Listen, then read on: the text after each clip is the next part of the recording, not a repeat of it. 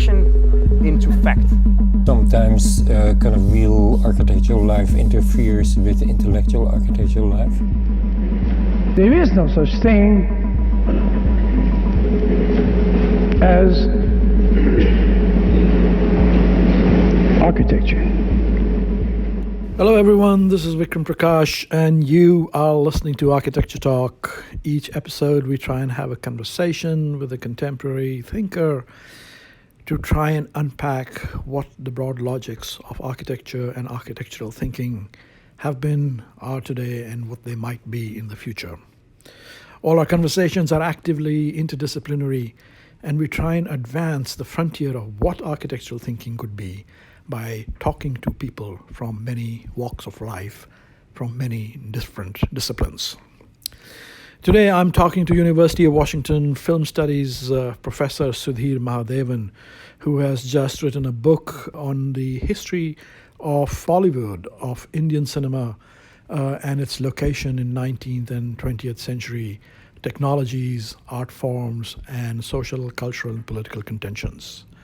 I have a conversation with him about this history and in particular its relationship to the architecture of its production, which is to say the cinema house.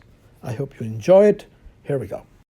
So welcome to Architecture Talk, Sudhir. Thank you, Vikram. I've been through your book, A Very Old Machine, The Many Origins of the Cinema in India, published I believe by SUNY Press in 2015. And I'm going to start asking you about the book soon. But it seems like it is it's a fascinating book, and I'm very interested in many things. We'll come to that. But before we get going, the moment I said we're going to be discussing Bollywood to my colleagues, everybody got really excited because, Bollywood has this huge cachet. Yeah. And I know this is not really the topic of your book. Right. But tell me, as a cinema studies scholar, why is cinema so big in India? What is it about it that captures such an imagination in the Indian social, cultural space of imagination or whatever else? Tell us why. I wish there was one answer to that question. The more complex historical answer would be that, along with the print media, it was one of only two mass media forms that were shamelessly commercial in its orientation. Is in that the it? history of the Because subcontinent. lots of money to be made. Is that Lots it? of money to be made. It was one of two forms of popular communication that was not. What was the other? The print media. Print media, you mean, like media, Illustrated newspapers. Weekly and all Yeah, that. Yeah, you talk about newspapers. Illustrated Weekly in your book, yeah.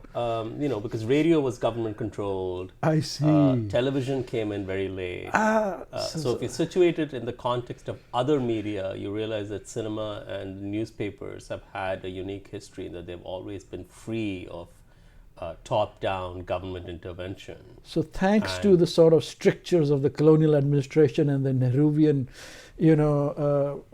upper class, high art nation state, cinema offered a sort of carnivalesque space. Exactly. Low down, bottom up. Yeah, exactly. And not that it didn't have to deal with government regulations, but it was always the sort of stepchild, right? Okay. And the government throughout tried to use it primarily as a source of taxation.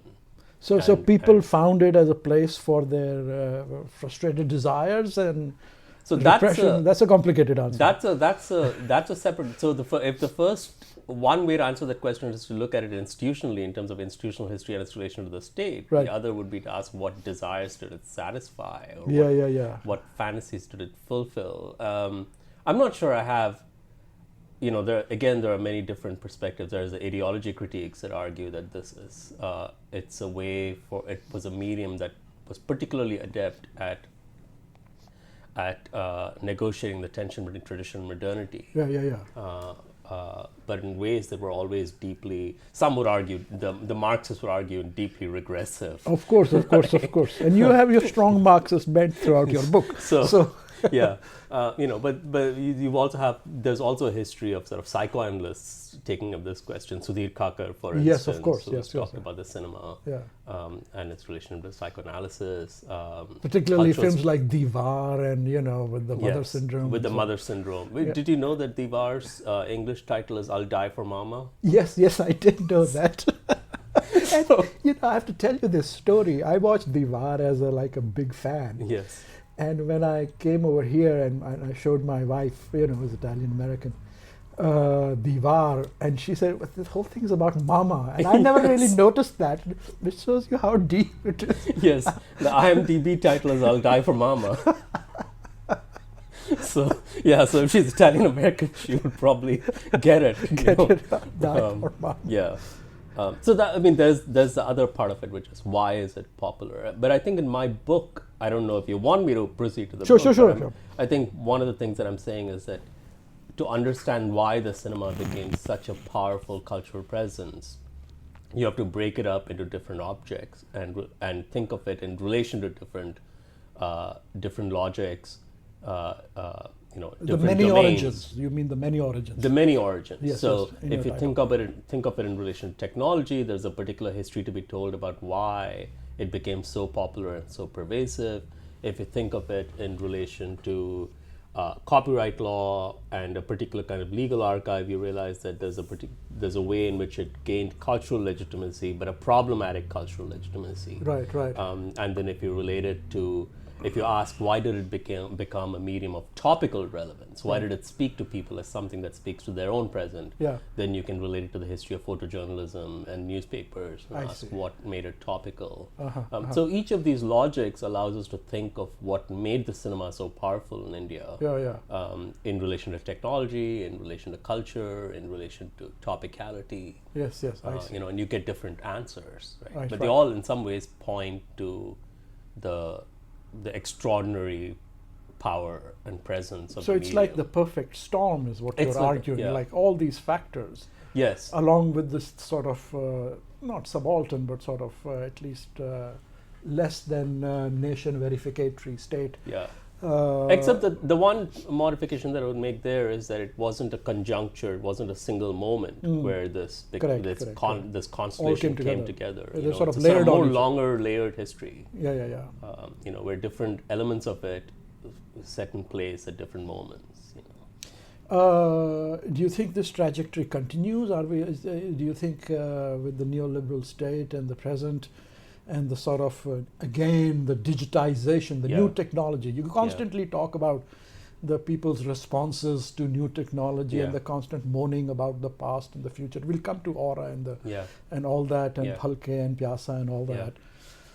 But is this layering continuing, do you think, today in Bollywood, or what's going on? I think it is, and I think what's interesting for me is the way in which access to certain kinds of films has become easier. You found videos of old, like cinema and yes. So there's you that talked about kind of that. cultural memory that has always persisted. The cinema as popular cultural memory. But what I find interesting with the new platforms, with Amazon and Netflix, is it's what I'm surprised by is how even 10 years back, films, if you were a film festival person, you'd go to festivals and watch new films. Right. And you knew that you would never get a chance to see these films in the theater because they'd be produced by NFDC or something. That's it. They would appear in festival theaters and that Nandan in Calcutta or or the complex in Delhi that would show the City Fort. City Fort, which used to be the film festival venue. So you would get City Auditorium. City Auditorium. So you would get these venues where you would see these films, and then you would not get to see them again. But what I'm finding is that even films released 2 years back in festivals are now available on Amazon Prime and Netflix and Vimeo, and filmmakers are finding ways to make these films available. So it's booming. It's booming. The sort of diversity of the diversity is really booming, and so then Bollywood is only one piece of the puzzle, right? That's only and one. what are the other pieces of the puzzle? Well, it's a regional cinema, regional commercial cinema, alternate cinema, in documentary fact, documentary cinema, and there's also this question of whether regional art film even exists as a category. In some ways, the language has changed and people are calling it indie film. Indie film, You know, right. Yeah, so there's an obsolescence of terms, Right. terminology as well Yeah. as new platforms are emerging. You know, Right, people right. they don't want to think of themselves as regional art filmmakers. They think of themselves as indie filmmakers. Okay. And they're not bound in a kind of logic of region to nation Right. state anymore, because the new platforms have made that particular kind of geographical logic also obsolete. Okay, well, that's great. I'm glad to hear that sort of cinema continues to thrive Yeah, in India and proliferate. yeah. But it seems to me in your book, rather than the narrative space, let's just say, or even the sort of idiomatic design space of cinema, you were much more interested in kind of the infrastructures and Yeah. technologies Yeah, and sociologies, if you want, of cinema, Yeah. right? yeah. And that's interesting. I mean, I'm following that argument, and I was really surprised by how often you talked about architecture.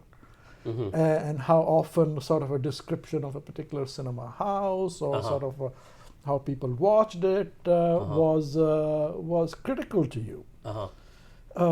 So what is it? What is the relationship, as you see it, between the cinema house as architecture and the cinema, the movie? Why is this a critical relationship?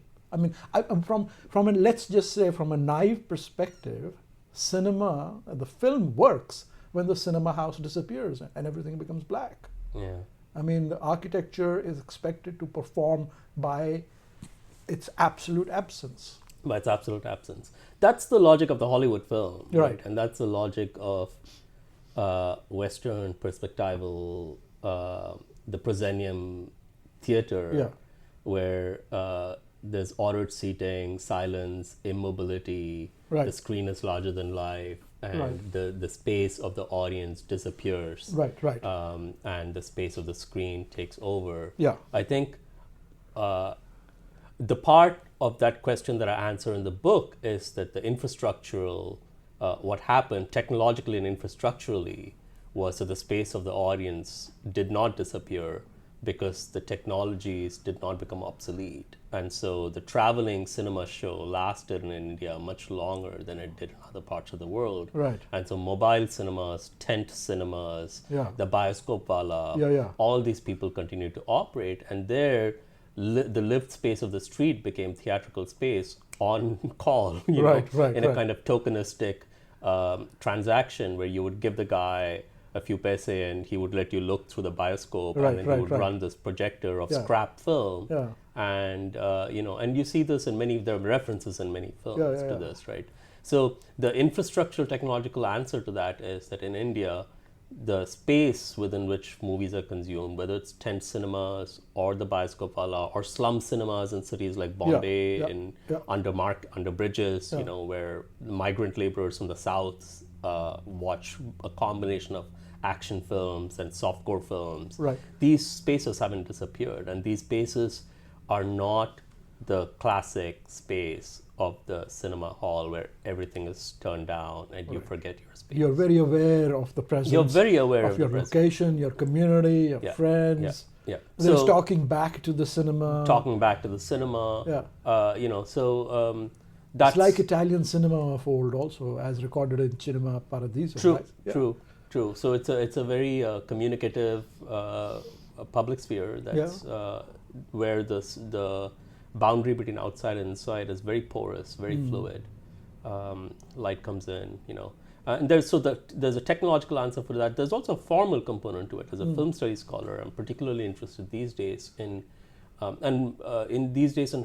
the form of the typical masala film was influenced by the space of the how's hall. Because the single screen theater Yeah. had to accommodate anywhere from 500 to 2,000 people. 2000 in general, yeah. And what that also meant is that it accommodated a diversity of people, families, single men in the stalls. Yeah.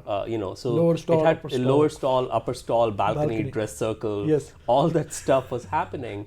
And so one argument that's been made by someone like Madhav Prasad that I actually still find somewhat persuasive is that the masala format of the Hindi film or of the Indian commercial film was in some ways a response to the But that's generally argued as having to cater to the sort of lowest common denominator. Is that what you right. mean? That's I'm arguing, and Madhav Prasad actually says that it's not about the lowest common denominator. It's about the space of the hall. It's about the fact that all these different constituencies were accommodated in a single hall. This is not the multiplex theater. Yeah. So you had to appeal to a wide range of people who are in the same space. And so you had to find a form that would be viable, a cinematic form that would be commercially viable. So in some ways, then the space becomes absolutely central to the look of the film and the form of the film. Give me your best example of this. Your classic example. Any Amitabh Bachchan film. Diwar, Diwar Sholay? would be Diwar. Sholay would be a perfect example. Okay, let's discuss Sholay. Tell me how this works. So Sholay starts with the whole Western, train Sergio Leone, sequence. It then moves to there's this wonderful comic segments in the jail with Asrani as the Hitler-esque, And Hema Malini. and then on the water tower. On the water tower, अंग्रेजी इसको क्या कहते हैं? अंग्रेजी मरने जाते हैं तो suicide कहते हैं. Suicide. Suicide क्या होता है? The movie has a bit of melodrama, has a bit of action, has a bit of comedy, has a bit of spectacle, and it's appealing to all these different constituencies that are in the same hall. And it also has to be family friendly. It can't be and have a moral message. Yeah, it has no to have transgressions really. No widow marriage really. Yep. And as the Marxists would say, it reinstates the order. Of course, patriarchy for sure. Because Gabbar, you could read the film in a counter perspective with Gabbar Singh as someone who couldn't be incorporated into that existing That's order. Right. That's right. Who's trying to break that, demolish that existing order. You could argue that about villains in many other films, Jagga and Avara, for instance. That's right. Who's been wronged. Yeah. And he's really been wronged. Right. Well, that's the sort of image also taken up by the angry young man. The angry young man, yes. I mean, I did. A lot of youth of India, 70s, identified with that very strongly. Yeah. But in the end, he had to be, he had to die for Mama. He has to die for Mama. Yeah. Also, the Sunil Dutt character in Mother India. Yes, the of younger course. son. Yeah. He's a revolutionary. He wants to break the social order. So, are there more transgressive films coming out now? I think so. Yeah. Yeah. Definitely. There's more queer films coming out. More strongly polemically feminist films coming out. Right. Films that are taking on the caste system in very direct ways. Yeah, absolutely. Okay. Yeah. So when you talk of the space, the architectural space of the cinema, now you characterized it as a sociological space, which is to say a variety of people. Mm-hmm. But do you have any thoughts on and the porosity of the space with people coming in and out and in and out and in and out? So so what do you think is there going to be an impact of the multiplex on this? Oh, the multiplex has already had its impact in What is very the impact? profound ways. The multiplex has transformed, has made viable a new kind of cinema in the last 10 years that would not have been possible before. I mean, the kind of cinema, what the multiplex has done is to make an intermediate form available that is neither commercial, entirely commercial, nor entirely art. Right. It has made it possible for filmmakers to take up serious subject matter, but to present them in a form for an audience largely upper middle class or upper middle class, largely urban, that wants something other than big budget Shah Rukh Khan Bollywood, but also doesn't want the old fashioned, profoundly slow paced art film of Right. Benegal and Nihalani. Benegal and Nihalani. Yeah, they want something intermediate, and that's what it's made possible. It's also actually made it's changed sound design, for instance. You know, Dolby and stereo has, because Indian films were always monoaural. You know, so the classic sound design of Indian films was essentially flat. It was not dimensional. Right. And the voice was always privileged over instrumentation. If you think of both dialogue and song, the vocal element was always privileged. That's changed. Yeah. You know, the style of the music that's presented has changed. Right. The dimensionality of sound has been integrated into the sound design of films, because filmmakers now realize they're dealing with really good stereo sound in a multiplex theater that's insulated, that's acoustically, perfect for dealing with. So it's all good. I mean, it's a sort of cinema's advanced, but what about the fact that it has brought an end to this, to the sort of film that catered to the diversity of the audiences? Yeah, I do think that there's something to be said about the loss of the old-fashioned social, which was the form that dealt with contemporary life, with an address that was expansive, addressed a sort of expansive, broad population. I feel it's increasingly difficult to find that. So in your readings, both of that you present of Dada Saheb Phalke, and then later on with Guru Dutt in Pyasa, you start by recording them bemoaning the loss of the old, various ways, right? Yeah. Phalke saying, well, we used to have this great arts and paintings, and now all we have is this, and similarly in Pyasa, of course, the protagonist is talking about the commercialization of his poetry, and bemoaning that and walking off into the sunset as an anonymous poet. Yeah. But your point, as I read it in there, is but he's presenting this via cinema, which is exactly a modern technological art form. Yeah. Pace Walter Benjamin, Yes. right? Yes. So what is the exact argument you're saying? This is a contradiction. This is sort of the movement of the forces of modernity. What is it? It's been a while since I revisited that chapter, so I'm going to have to remember my own argument there. But I think I think the point with both those chapters on both Pyasa, Phalke, copyright law is that there is a central tussle between commerce and culture, between cultural legitimacy and commercial viability. Yeah. And what you find by the time you come to by the time you come to a film like Pyasa, is that the film is explicitly taking the side of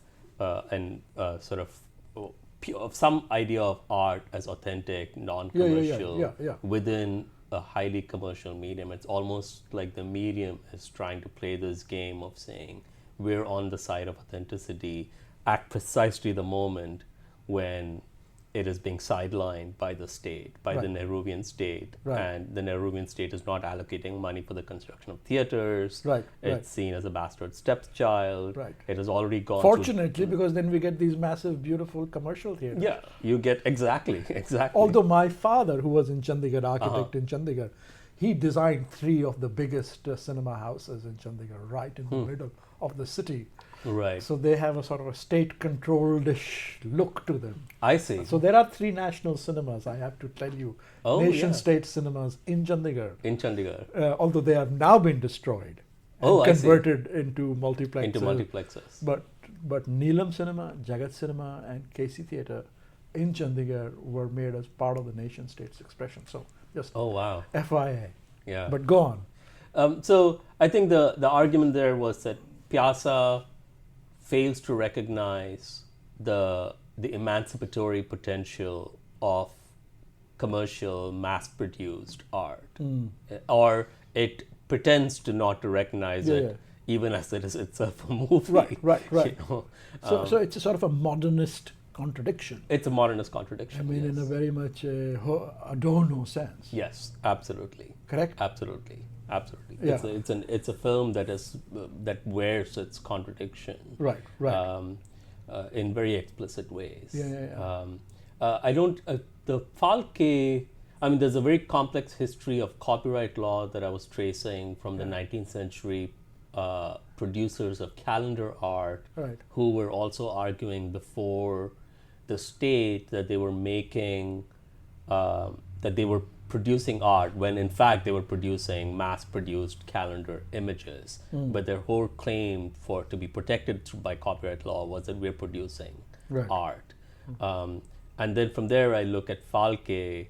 I don't remember exactly what my argument was, or I don't remember the exact trajectory that I traced. But again, with both the 19th century calendar image producers and with Falke, I argue that they're situated in this wider network of intellectual property regimes, piracy, that all these ideas of authenticity are being shaped through these within the matrix of commercial traffic, plagiarism, piracy. Falke is, in some ways, his early films, he's very much saying, I want these films to be shown to international audiences. Right. So even as he's seen as sort of the father of a kind of nationalist ethos, his own enterprise and his own perception of his enterprise, I argue, was shaped within a very transnational matrix. So thinking about filmmakers, I was also very interested in your discussion of Krishna Shah. Yeah. This sort of maverick filmmaker. Yes. I mean, I never, to be honest, never heard of it. Of course, I saw Shalimar, Yes. and I thought it was a disaster. It is a disaster. Except for the music, which sort of somehow managed to persist, Yes. thanks to Rahul Da Yeah. and Ashaji's great voice. And Usha Uthup. And Usha Uthup, yes.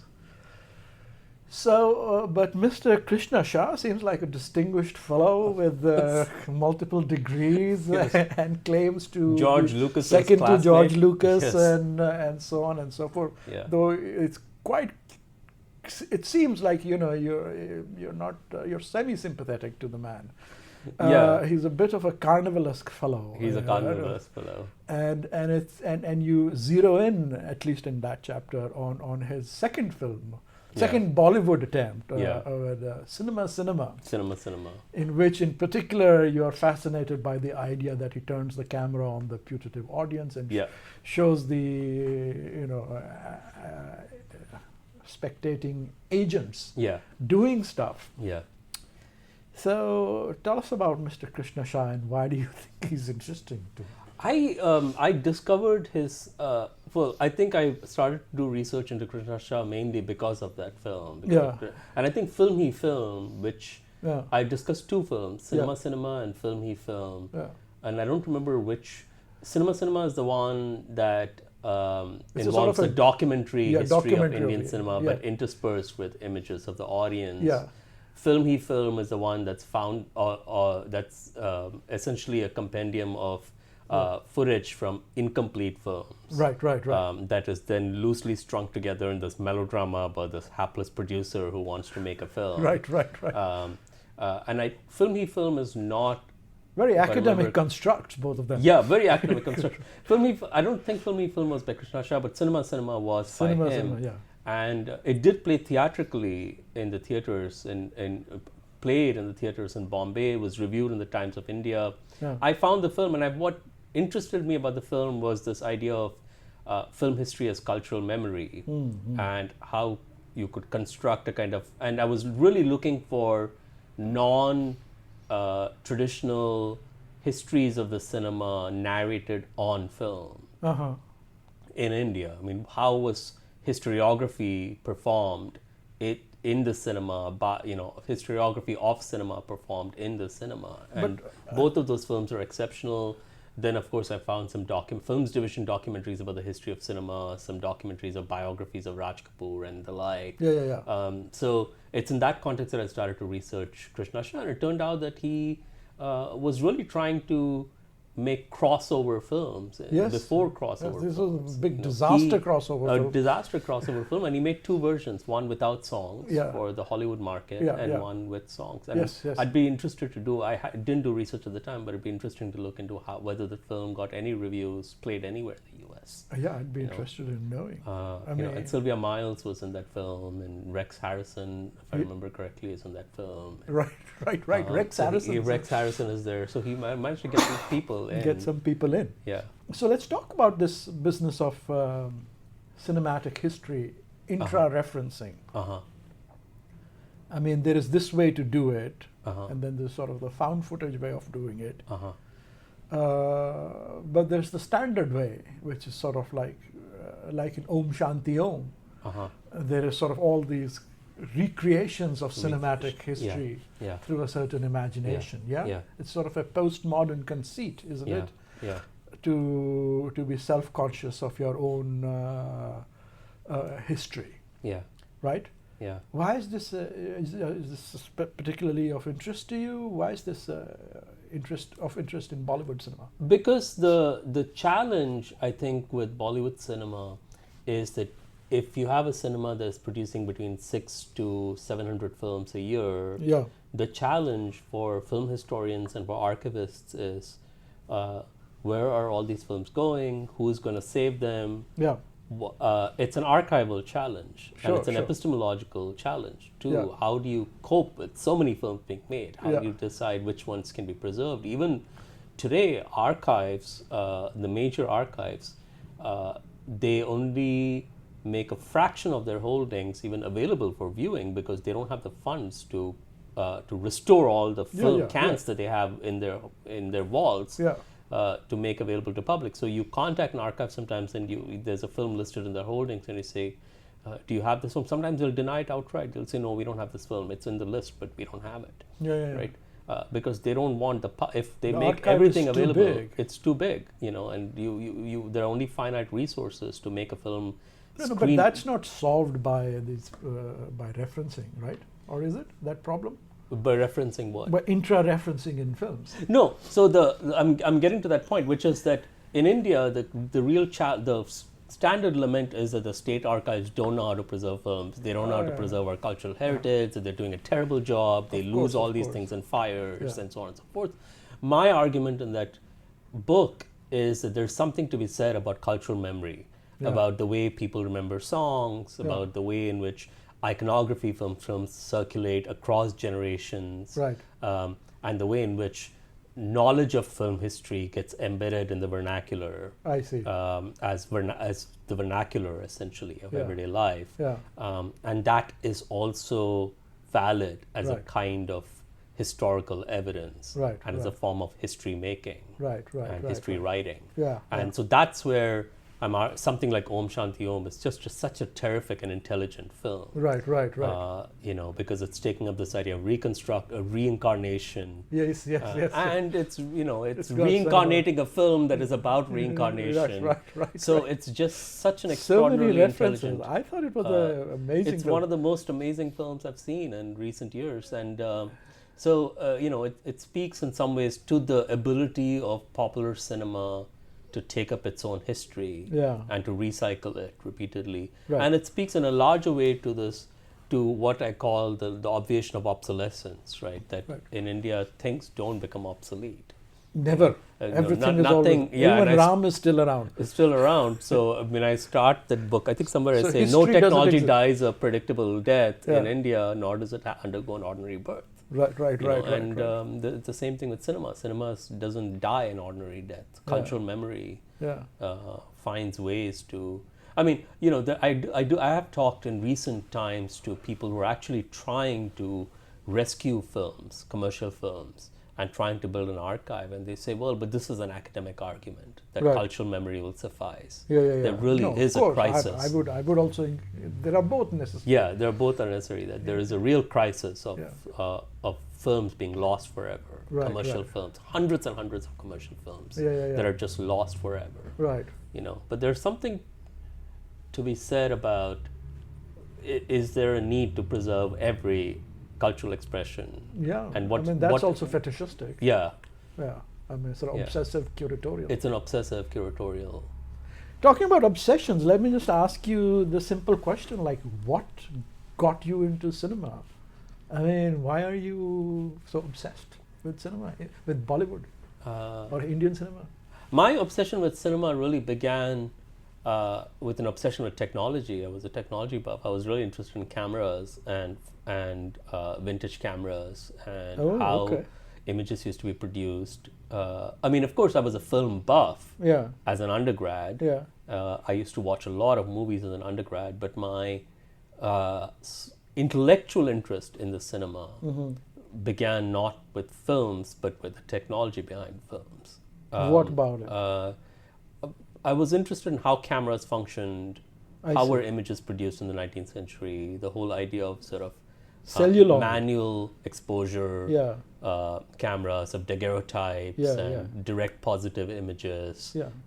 from the 1860s. And the tinkering with technology, with apparatus, was something that really fascinated me. And that. Why? As you're engineering technology background? or No, is it I have no cultural thing? idea. I don't know why. I mean, I think when I was a kid, I used to, my father would buy these airplanes and vans and ambulances, and I would take them all apart to see how they were put together. So you should have become an engineer. I had no interest in being an engineer, but I was interested as a historian, and for some reason, it's the historian in me that was interested in these things, not the engineer part of it. It's Yeah. not like I wanted to learn how to put them back together again. I wanted to take them apart and see how they were put together. you know, so that's where this project started. was Did your really- dad buy you your first camera? No. No, he Who bought it for you? let's see. I bought it myself. Oh, I bought a really? Polaroid Oh, really? Yeah. So, like in school, high school? in you- graduate school. Actually. Grad school? Yeah. You had to And wait till Polaroids were already sort of on their way out in the late 1990s. Yeah, for sure. So yeah. Digital was taking over. Yep. Yeah. So Did you feel like you were drawn to this more and more as digital became bigger and bigger? no, I don't think so. There's I no don't think it correlation. wasn't. There wasn't a sort of nostalgia. Mm-hmm. There wasn't any kind of retro nostalgia So that was none- driving me. No hipster inclinations. No hipster. It was just a love of a curiosity about technology and technological history. I was very interested in science and technology studies very early on in my graduate research. So I did a lot of reading in science and technology studies as well, just to understand the science and technology of cameras. And then, of course, I discovered very interesting things about photography in the Indian context, which led me to think about film as well. I mean, for instance, the daguerreotype was the direct positive images were around in India into the 1890s and early 20th century in bazaars Right. when they'd gone obsolete in the United States and UK by the 1860s and 70s, you know. Because And- of nothing dies in India. But that's the more complex answer would be that the market was small, Yeah. which meant that mass production was not there. So no new technological innovation really flooded the market and pushed older technologies into obsolescence because the market was really small and fragmentary. So things could come in, were imported, and then they just stayed because there's like niche constituencies that sustained them, I see. you know.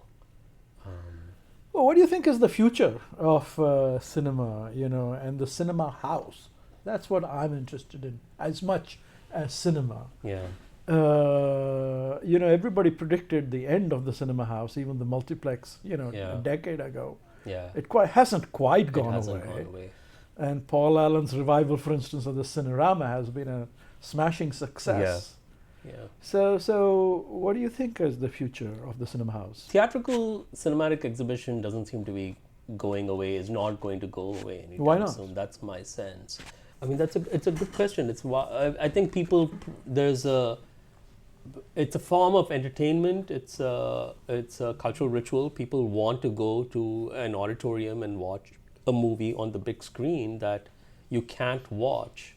That's an experience that's not going to be afforded for you on whatever handheld device you're watching it projector. on home projector. I mean, how many people use home projectors? They watch it on their laptops. I mean, isn't that one of the contradictions that on the one hand, watching cinema is an isolating experience? Because, let's say a room gets pretty dark and then you sort of identify with the characters on screen and you sort of Yeah. zoom in on them. Yeah. Yet at the same time, there is something about the sociality of it, right? Yeah. Even more than the Indian urban social space where there is, catcalling and so Yeah. on. Yeah. What is it about? Yeah. The sociality of the cinema hasn't gone away. Yeah. It's still central to the appeal of going to the movies. Yeah. And I'm reluctant to pose the question why, because then, or even try to answer the question, because I don't want to engage in sort of broad generalizations that this is a cultural ritual or that's ritualistic. There are paradigms within which you can answer that question, but I think a more complex question to look at the economics of it, Right. perhaps, and the industrial logics behind it that are Right. sustaining theatrical, commercial film exhibition. I don't think those industrial logics are going away anytime soon. Right. Right. Well, I don't hesitate to make broad cultural generalizations without So what do verifying you think? So as an architecture historian, what do you think is the appeal of Well, I think it is, as you started to describe, the enduring power of the nexus between architecture and sociology. That it is not just about the brilliance of the film, that it is really about the construction of social space and social fabric, which requires architecture. requires architecture? Of some kind. Yeah. You require, a lobby, you require popcorn space, you require entry gates, you require, the hoarding outside, you require the sidewalk glance into the space, you require all these things, right? Besides the auditorium space with all its catcalling and sort of proximity to your loved one. The idea of going to the cinema with in America, as a date thing, for instance. All these, this is a sociality that requires architecture. Yeah. So just the cinema, which can be a beautiful film and probably better watched in isolation if you want to really critically engage with just the cinema, Yeah. is not enough. Yeah. I mean, I'm happy to hang the coat on that hook of architecture and sociality, and which is also the reason why I think the small bookshop has not gone away. Everybody assumed Amazon would wipe out the small bookstore, but what it has done is wiped out Borders and Barnes and Noble and sort of the big Chain box bookstores. chain bookstores. If not thriving, a lot of small bookstores are still alive everywhere. Because you can't find out of print books Out in of the print newer. book, or again, there's sort of a sociology to that. Yeah. I never went to Barnes and Noble to hang out. Yeah. I got my book out. Now that I can do on Amazon. Yeah. But I go to Elliott Bay bookstore for many reasons. Yeah. To browse, to Hang out, to sit, to use there. There are many reasons for it. Yeah. There's a very interesting book that I read a couple of years back called In Broad Daylight by Gabriel Padula, and he actually takes up the space of the cinema hall as the object of his theorization. It's a small, elegant book. I would recommend it to you. I think it was published by Verso, and he argues that what the cinema hall does is to remind us that we are powerless to intervene in the darkness, the immobility, the silence is all meant to be a moral education, and he traces it back to the Renaissance, to theories of theater, going back to the Renaissance. He says that it's about moral education, and the moral education is that you are powerless to intervene in the lives of the characters you're seeing on stage or on screen, but once you step out into the broad daylight, you can intervene. So there's a very strong ethical lesson to be learned in the classic cinema theatrical space. I see. So they are automatically divine, the people on screen, and beyond your agency and reproach. Yeah, and so you are helpless to intervene, and he says that that's lost with television or with other forms. In some ways, you're free to step in and step out. The image plays casually in your living room space, and that fundamental moral lesson, the possibility of moral education, is lost. I see. But that was never, impressed on the Indian audiences, I guess. I don't know, yeah, maybe. But this brings me back to this question of the aura. Yeah. Because I was thinking about this when you were talking. The argument that's been made in the Indian context is that Benjamin's argument about the aura presumes a process of disenchantment. A move from religion to a disenchanted universe. Yeah. So the aura exists in a kind of sacred universe. It's also a universe that is without mechanical reproduction, and then mechanical reproduction and disenchantment in some ways destroy the aura. But in the Indian context, many scholars have noted that the aura is not destroyed but amplified by mechanical reproduction, whether you think of the pictures of gods and goddesses that are produced in the thousands, tens of thousands. And that mechanical reproduction doesn't in fact destroy it. Right. And I think I was trying to make the argument in the book that is precisely the case as well in the South Asian cinema context. In the context of film, is that what a film like Pyasa shows is that as the poetry is published, the Gurudutt character thinks that it needs to be kept pristine and cannot be mass produced, that it has to be somehow protected from the market. Because mass reproduction would destroy it and destroy the sense of authenticity and pure art. But in fact, what the film itself is unable to acknowledge in some ways, or it presents it as a negative thing when in fact it's not, is the paradox that his poetry sells like hotcakes. People love it. The same audience that is presented by the film as this unthinking mob is also an audience that loves poetry and is willing to think of a poet as a god. And so what's interesting about that film for me is that it fails to recognize this redemptive potential of mechanical reproduction, that it can resuscitate the aura, that it can save art within the matrix of the market, that it can save cultural expression within the matrix of the market. Instead, it presents it as something negative that he has to abjure. And I argue that it's almost a kind of cultural amnesia, because if you look at the longer history, there was a time earlier where mechanical reproduction was seen as a good thing, was seen as something that would actually preserve the aura of objects. But by the time you come to the 1950s, you have this medium that is actually doing that. It's, it is sort of auratic in its power, and yet it wants to disavow its own auratic potential in the story of the poet who doesn't want his poetry to be published. Right. I mean, one can read it. I mean, I see your reading of it as a disavowal, but one could also read it as a double bind, where it rigorously inhabits, without allowing cross-contamination, the contradiction of both auraticness and mechanical reproduction, because it is a double bind.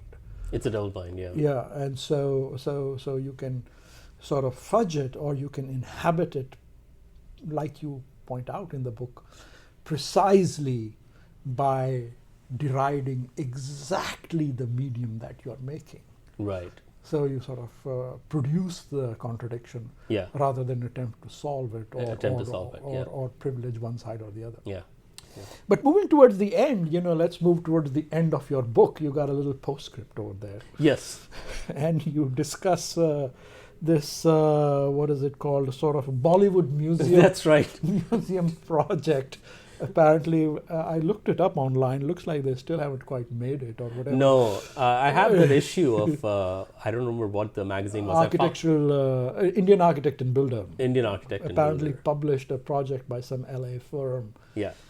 Your standard international, global, modern, Hollywoodized museum project with curvy walls and sort of let's get some money out of you. Yeah. But so this Bollywood museum, I didn't think you liked it. Right. You thought it focused too much on the ephemerality and saleability of the Bollywood image and the sort of stardom of the superstars and Yeah. so on. And by contrast, you end up by describing your experience of walking up this dark corridor, like in a movie hall, then fumbling through to find your seat and opening, in this case, cupboards, and sitting in there and discovering the wonders of the cinematic experience. So, and these posters, etc., you found in Old Delhi. Yeah.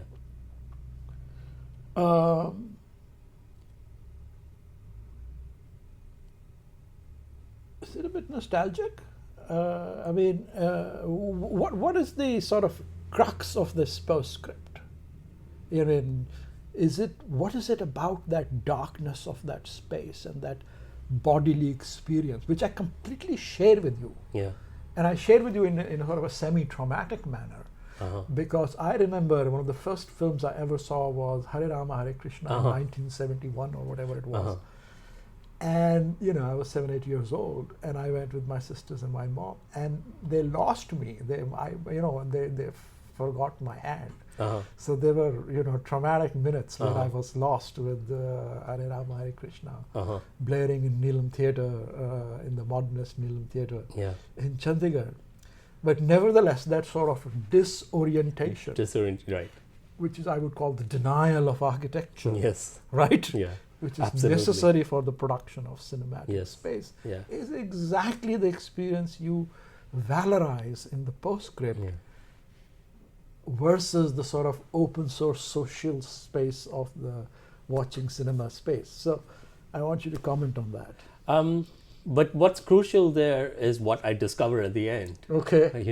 You go through all of that stuff, and then you find, as if it's a cinema has been turned inside out, and you're finding all the materials that comprise the cinema. Yeah. And so for me, that was what was exciting about that whole experience, is that it was like going through that space and then not sitting and being consumed by this larger than life image, but instead to go behind that larger than life image and to see all of the innards, the viscera behind the construction. For me, as in some ways a media archaeologist, as a cultural historian, that is what's so exciting about that whole experience, was that I felt like I was walking through a movie theater, and then I open, and then there's this door filled with movie posters, and it's a rusted old door with aluminum things, but it's got all these movie posters, and you open it and you get this bright sunlight. Right. And then he opens up the thing, and there are all these like movie posters of B movies. So it was really the insides of the cinema, the materiality, the tactility. You're interested in the technology, and you want to bring apart. Yeah, I wanted to take it apart. Take it apart. Yeah. So if you were the director of this new Bollywood museum, and you were commissioning me as the architect to design this, to get ready to design. Yeah. So what's the concept statement that you will give me for the Sudhir Mahadevan Bollywood Museum in Goregaon? Tactility, perhaps I would give you some words. Tactility, materiality, infrastructure, cultural memory, not holograms, no holograms, no holograms, no smooth surfaces, something that that really integrates the cinema back into its lived context. Wonderful. Lived ambient context. Well, we'll try and design that for you. Thank you for being on Architecture Talk. Of course. Thank you for having me on, Vikram. It was a pleasure.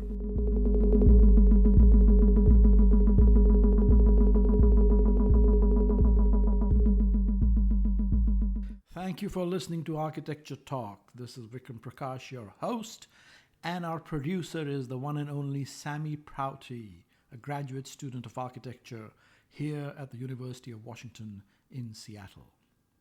I hope you all enjoyed our conversation, and if you did, please do take a moment to subscribe and to rate us on iTunes. See you next time. Take care. Goodbye.